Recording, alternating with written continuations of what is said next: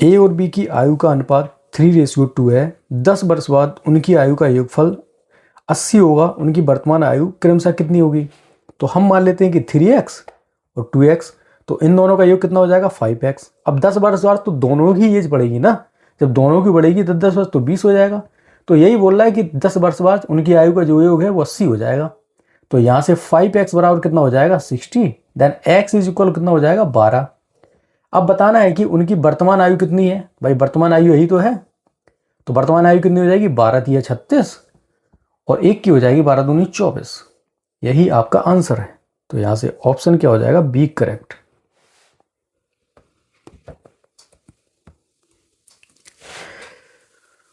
एक doctor rupees इतने उधार लेता है और वह 2 समान वार्षिक किस्तों के पैसे वापस कर देता है। यदि चक्रवृद्धि ब्याज वार्षिक संयोजित की वार्षिक दर 4% हो तो प्रत्येक किस्त का मूल्य ज्ञात कीजिए। देखिए यहाँ पर ईयर नहीं दिया गया, लेकिन हमें चक्रवृद्धि ब्याज काउंट करना है। लिख ली यहाँ पर, देखिए क्या बताया, वह 2 समान वार्षिक किस्तों पर, मतलब वो 2 किस्तों में पूरी राशि को चुकाता है। कितनी? 2 वर्षों में।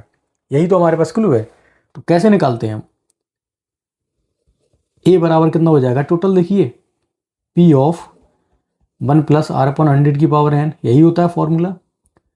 तो 4% है, तो 4% का फ्रैक्शन क्या हो जाएगा? 1/25। ठीक है, तो ये 1/p कितना दिया? 3825 मल्टीप्लाई बाई 1/25, ये कितना हो जाएगा? 26 मल्टीप्लाई बाई 26 बटे 25 मल्टीप्लाई बाई 25। क्योंकि यहाँ पर 2 साल के लिए है तो यहाँ 25 से काट देते हैं।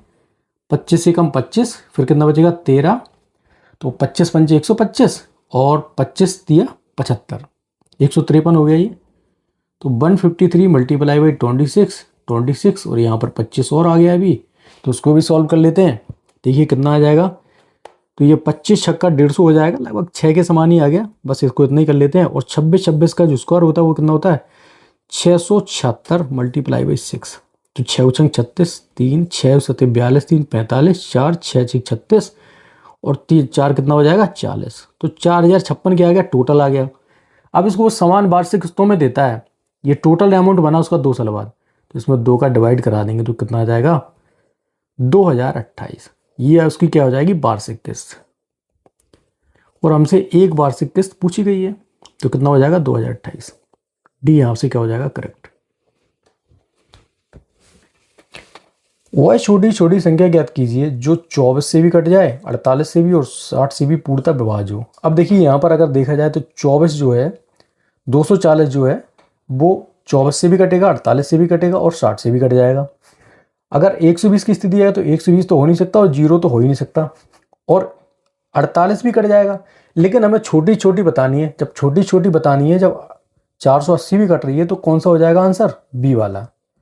एक बर्तन में दूध और पानी का अनुपात 3:4 था। यदि हम 10 लीटर दूध और 10 लीटर पानी मिलाते हैं तो अनुपात इतना हो जाता है। तो प्रारंभ में कुल मिश्रण की कितनी मात्रा मौजूद थी, ये बताना है।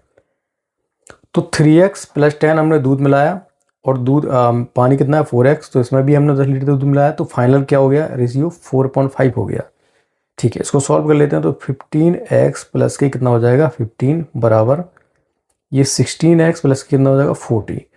तो इसको इस तरफ ले आएंगे और इसको इस तरफ ले आएंगे, तो x की वैल्यू हमारे पास क्या आ जाएगी? 10। तो बताने कि प्रारंभ में कितने मिश्रण कुल मौजूद था। तो मिश्रण कितना था प्रारंभ में? 3x + के 4x, तो ये कितना हो जाएगा? 30 + के 40 बराबर कितना हो जाएगा? 70 लीटर। यही आपका आंसर है बी वाला।